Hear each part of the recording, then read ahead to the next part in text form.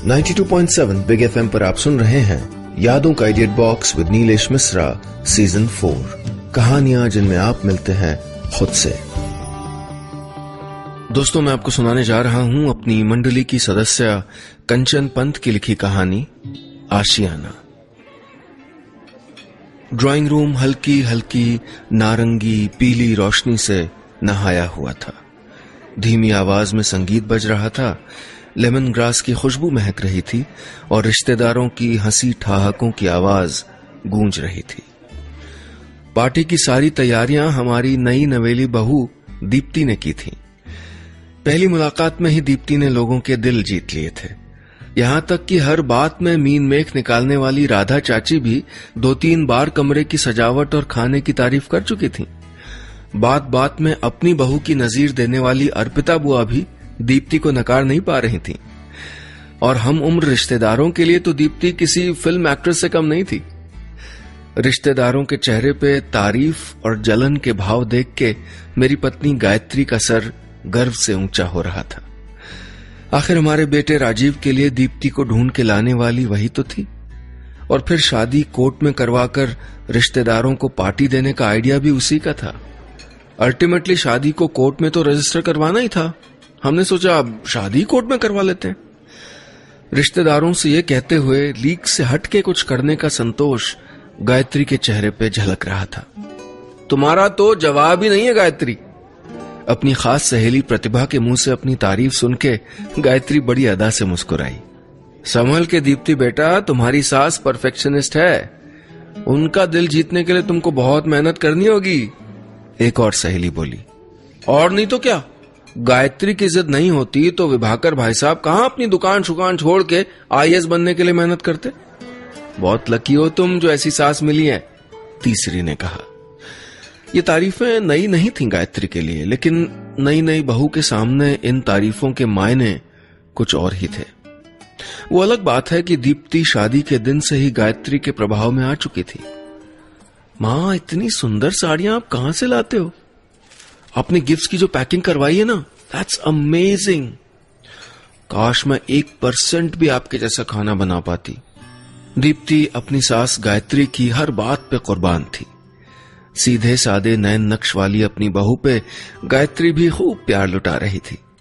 मैं दुआ कर रहा था कि गायत्री का ये प्यार यूं ही बना रहे, वरना नदी सी बहने वाली ये प्यारी सी लड़की कहीं मेरी तरह रुकी हुई झील में न बदल जाए। और जो हो, बहू तू अपने टक्कर की लाइए गायत्री। शैलजा दी ने पनीर टिक्का मुंह में डालते हुए कहा तो गायत्री नाप के मुस्कुरा दी। तारीफ दीप्ति की नहीं, गायत्री की ही हुई थी। लेकिन इस बात पे गायत्री जितना मुस्कुराई, उसमें पता नहीं क्यों मुझे आने वाले तूफान की झलक दिखाई दे रही थी।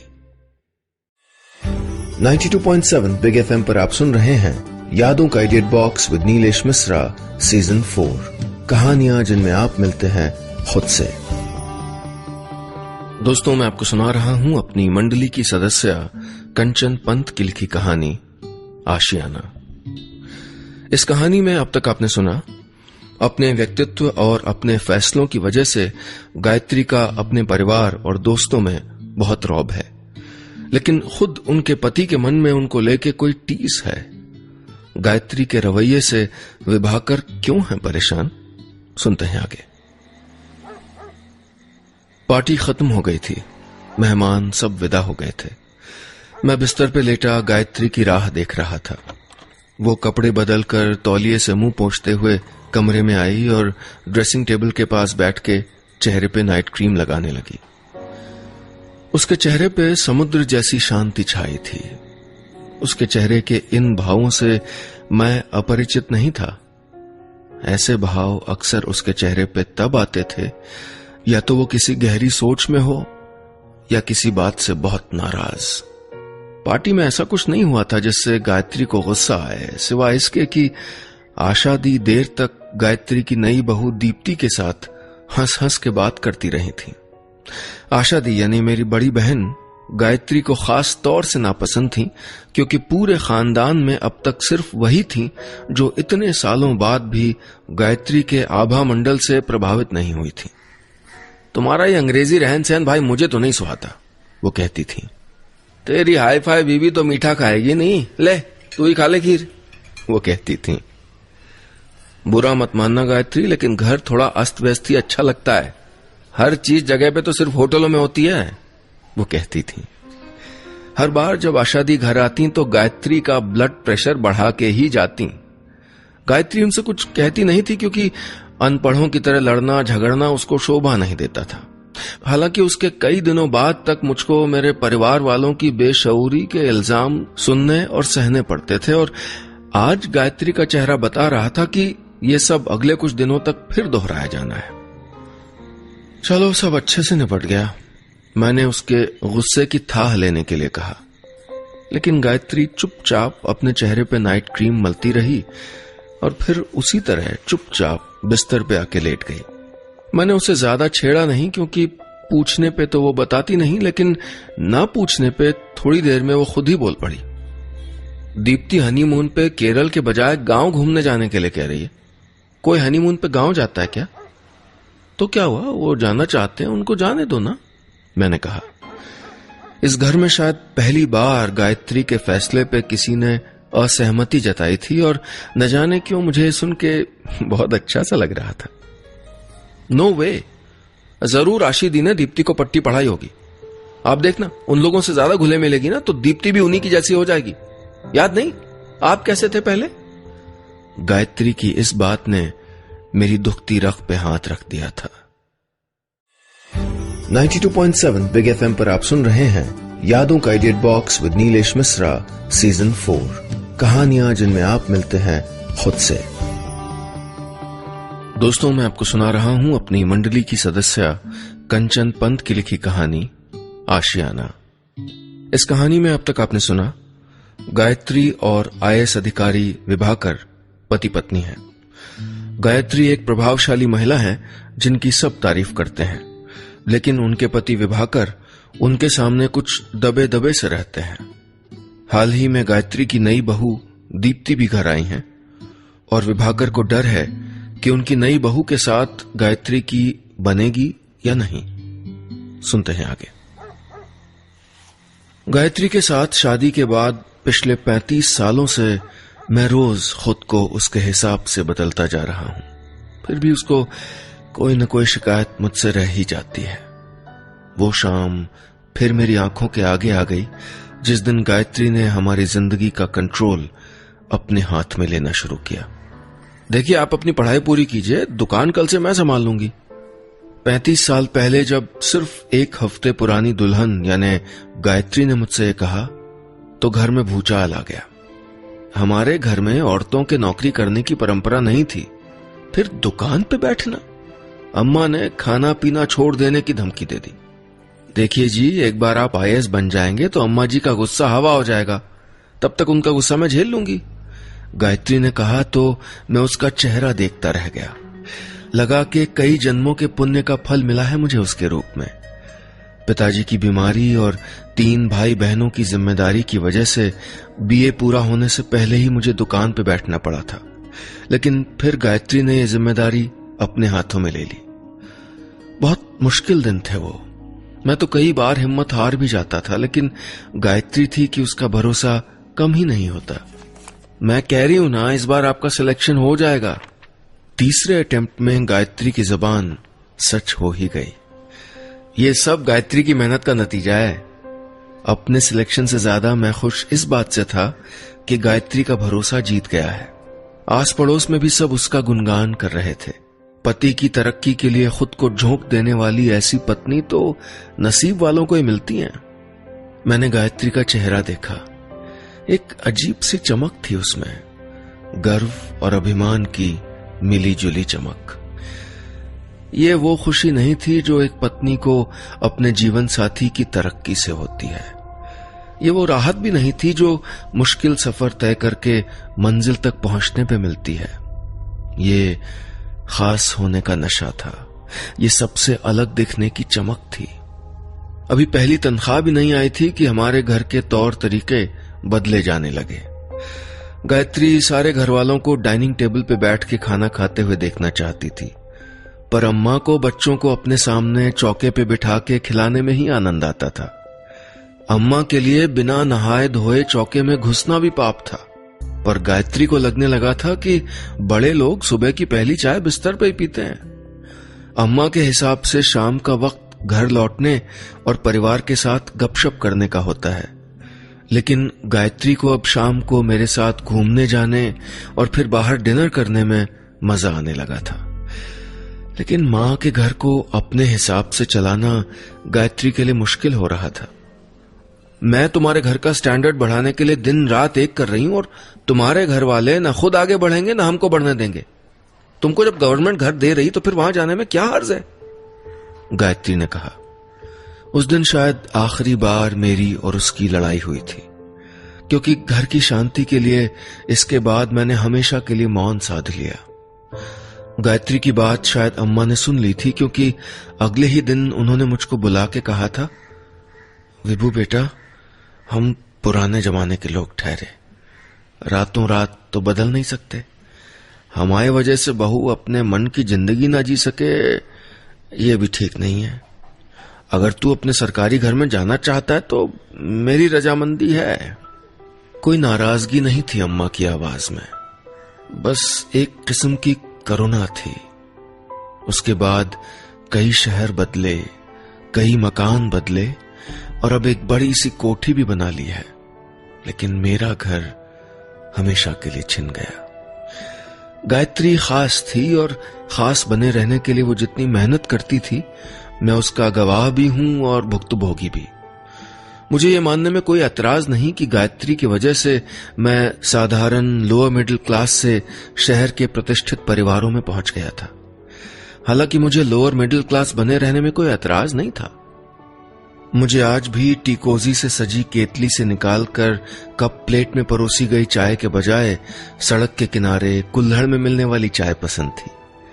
छुरी कांटे से कुतर कुतर के खाने के बजाय 5 उंगलियां सांध के खाने में मजा आता था। जीन्स टी शर्ट के बजाय मुझे आज भी सीधे सादे कुर्ते पैजामे में आराम मिलता था, लेकिन गायत्री को उसका पति और बेटा हमेशा सजा धजा तैयार चाहिए। विभाकर, प्लीज ये हवाई चप्पल पहन के तो मत घुमा करो बाहर। गायत्री की हर चीज में अभिजात्य की झलक है। उसके बात करने का ढंग, पहनावा, घर की सजावट, अनुशासन, मुझे और हमारे बेटे को इसकी आदत हो गई थी। मुझे कई बार घुटन जरूर महसूस होती थी, लेकिन यथास्थिति में बहुत बदलाव की गुंजाइश न देखकर मैं चुप ही रह जाता था। लेकिन दीप्ति के इस घर में बहू बन के आने के बाद मुझे लग रहा था जैसे इस घर में एक ताजी बयार दाखिल हो गई हो। 92.7 बिग एफएम पर आप सुन रहे हैं यादों का edit box with Nilesh Mishra season 4, कहानियां जिनमें आप मिलते हैं खुद से। दोस्तों, मैं आपको सुना रहा हूं अपनी मंडली की सदस्य कंचन पंत की लिखी कहानी आशियाना। इस कहानी में अब तक आपने सुना गायत्री और आईएएस अधिकारी विभाकर पति पत्नी हैं। गायत्री अपने हिसाब से घर को चलाती है और उनका दिल न दुखे इसलिए विभाकर विरोध नहीं करते। क्या बहू दीप्ति के आने से विभाकर की जिंदगी बदलेगी? सुनते हैं आगे। मॉम, ब्रेकफास्ट लॉन में ही लगा दूं? सुबह सुबह अखबार पढ़ते हुए दीप्ति की आवाज कान में पड़ी तो लगा जैसे दिल की मुराद पूरी हो गई हो। रसोई से आ रही आलू के पराठों की खुशबू मैं पहले ही सूंघ चुका था। सुबह के खाने में ब्रेड बटर, दलिया या ओट्स, नाश्ते में इसके अलावा आज सालों बाद कुछ बना था। हाँ हाँ बेटा, लॉन में ही लगा दो। कुनकुनी धूप में बैठ के पराठे खाने का मजा ही कुछ और है। गायत्री के कुछ कहने के पहले ही मैं बोल पड़ा, यहां इतनी धूल है, पता नहीं कितने जर्म्स हैं, बाहर बैठ के खाने का कोई तुक होता है क्या? उसने मेरे उत्साह के गुब्बारे में फिर से एक पिन चुभो दी। नाश्ता करते हुए भी मैं चुप ही रहा। दीप्ति ने मेरी प्लेट में दूसरा पराठा डालने की कोशिश की तो गायत्री ने उसे रोक दिया। एक पराठा काफी है बेटा, इनका कोलेस्ट्रॉल बढ़ जाएगा, वो बोली। आलू के पराठे की खुशबू अचानक कहीं गुम हो गई। फिर लगा कि गायत्री की ये रोक टोक है तो मेरे ही भले के लिए, लेकिन तभी गायत्री की नजर बचा के दीप्ति ने जल्दी से एक और पराठा मेरी प्लेट में डाल दिया। उसकी इस हरकत से मैं मुस्कुरा दिया। खाने से पेट तो हमेशा भर जाता था, लेकिन आज पहली बार मन भी भर गया था। डैडी जी, मैं सोच रही थी कि आंगन में एक बास्केटबॉल कोर्ट बनवा ले। एक दिन अचानक दीप्ति ने मुझसे पूछा, तुम भी बास्केटबॉल खेलती हो? आप भी खेलते हैं? वो उत्साह से बोली। खेलता था एक दिनों, मैंने ऐसे कहा जैसे पिछले जन्म की कोई बात हो। अचानक मुझे महसूस हुआ कि कितनी चीजें हैं, कितने शौक हैं जो मैं इतने बरसों में पीछे छोड़ता चला आया था, इसलिए क्योंकि गायत्री को पसंद नहीं था। बास्केटबॉल खेलने से उसने मना किया था क्योंकि उसके कजन की कमर में बास्केटबॉल खेलते हुए मोच आ गई थी। मेरे दोस्तों से उसे परहेज था क्योंकि वो मेरे बचपन के साथी होते हुए भी मेरी तरह अफसर नहीं बन पाए थे। सुबह सुबह गीली घास पे नंगे पैर टहलना, दोस्तों के साथ बिना किसी प्लान के घूमने निकल जाना, छोटी छोटी बातों पे ठहाके मारना। गायत्री आपत्ति करती गई और मैं छोड़ता चला गया। गायत्री से पूछ लिया बास्केटबॉल कोर्ट का। मैंने अपनी भावनाओं पे काबू किया। आप हां कह दे तो मॉम थोड़े मना कर पाएंगी। दीप्ति मुस्कुराई। 30 सालों में पहली बार इस घर में किसी ने मुझसे कोई फैसला लेने से पहले पूछा था, मेरे अस्तित्व पे भरोसा किया था। मैं उसे मना नहीं कर पाया, लेकिन कहीं न कहीं मैं जानता था कि गायत्री इस बार भी मेरे फैसले का मान नहीं रखेगी। 92.7 बिग एफएम पर आप सुन रहे हैं यादों का idiot box with Nilesh Mishra, season 4। कहानियां जिनमें आप मिलते हैं खुद से। दोस्तों, मैं आपको सुना रहा हूं अपनी मंडली की सदस्य कंचन पंत की लिखी कहानी आशियाना। इस कहानी में अब तक आपने सुना गायत्री और उनके आईएएस अधिकारी पति विभाकर कहने को तो पति पत्नी हैं, लेकिन घर में चलती सिर्फ गायत्री की है। पहली बार विभाकर ने अपनी मर्जी से कोई फैसला किया है कि अपनी नई बहू दीप्ति के लिए बास्केटबॉल कोर्ट बनवाएंगे। क्या विभाकर का फैसला इन दोनों के रिश्तों को बदल पाएगा? सुनते हैं आगे। मैं दीप्ति से वादा कर चुका था कि लॉन में बास्केटबॉल कोर्ट लगाएंगे, लेकिन गायत्री को मनाना मुश्किल था। बास्केटबॉल कोर्ट की क्या जरूरत है? वो बोली। कुछ चीजें शौक के लिए भी होती हैं गायत्री, फिर बच्चों का मन है। मैं बोला, बच्चों का मन है या तुम्हारा? गायत्री थोड़ा व्यंग से बोली और न जाने क्यों मेरा खून खौल गया।